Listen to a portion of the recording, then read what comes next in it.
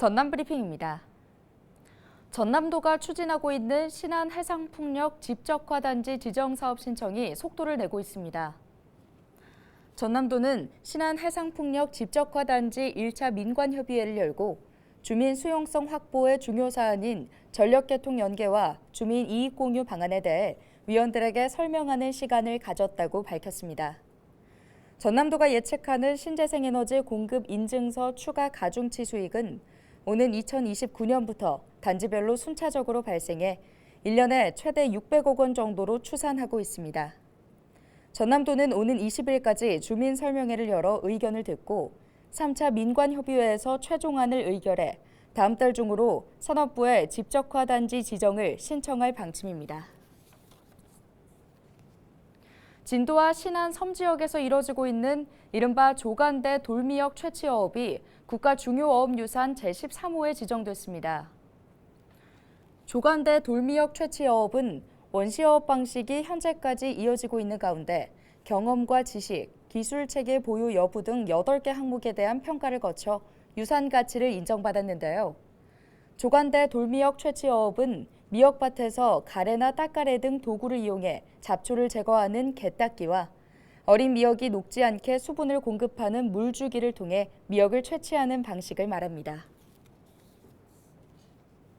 주민들의 소득을 늘리고 인구 유출을 막기 위해 전남 신안군에서 추진하고 있는 어선 임대 사업이 활발하게 진행돼 눈길을 끌고 있습니다. 신안군은 지난 2019년부터 추진하고 있는 어선 구입 임대 사업을 통해 주민 55명이 어선을 빌려 44억 원 규모의 어획 실적을 올린 만큼 소득이 없어 고향을 떠나야 하는 처지에 놓인 주민들에게 단비가 되고 있다고 설명했습니다. 신안 어선 임대 사업은 지역에 거주하는 만 60세 이상 주민에게 어업 허가를 받은 어선을 빌려주는 제도로 5년 동안 원금과 함께 임대료를 납부하면서 원금을 전액 상환하면 소유권을 어업인에게 이전해주는 방식입니다. 우리나라에서 일하는 외국인, 주민일까요, 아닐까요? 법무부 출입국 통계 월보에 따르면 2023년 9월 기준 체류 외국인이 251만 명을 넘어섰습니다. 코로나 전 국내 체류 외국인이 252만 명이었던 점을 고려하면 이는 역대 최대 규모인데요. 체감이 되시나요? 우리나라 전체 인구의 4.8%가 외국인이라는 겁니다.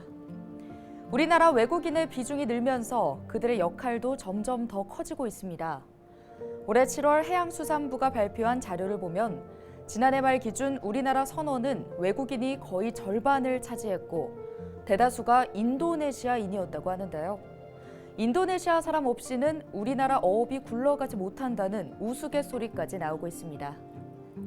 외국인, 이들은 우리 사회와 밀접한 관계를 맺고 오랫동안 정주하고 있지만 아직까지 외국인 주민에 대한 명확한 규정이 없다고 합니다. 규정이 존재한다고 해도 지자체별로 그 기준과 범위가 제각각이라 같은 외국인이 어디에서는 주민으로 분류되지만 다른 지역에선 제외되기도 한다는데요. 우리 사회가 이미 다문화 사회에 진입했다는 사실을 부정하는 사람은 없을 겁니다. 우리가 마주하고 있는 일상 곳곳에 다양한 이주민이 함께 살아가고 있죠.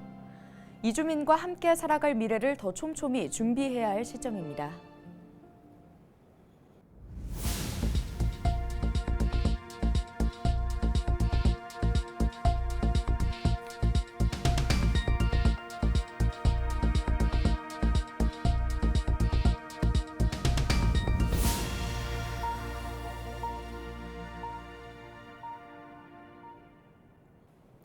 윤석열 대통령의 부인 김건희 여사가 지난 7일 고흥 국립소록도병원을 찾아 한센인 환자들을 위로했습니다. 김 여사는 한센병과 고혈압, 기력 저하 등의 질환을 동시에 앓고 있는 환자들을 격려하고 한센인이 참여하는 연필화 그리기 프로그램을 참관했습니다. 김 여사는 이어 한센인들을 가까이에서 돌보고 치료하는 의료진에게도 존경과 감사를 표하며 지역 새마을회 부녀회 회원과 직접 담금 유자청을 선물했습니다. 오늘 준비한 소식은 여기까지입니다. 지금까지 전남 브리핑이었습니다.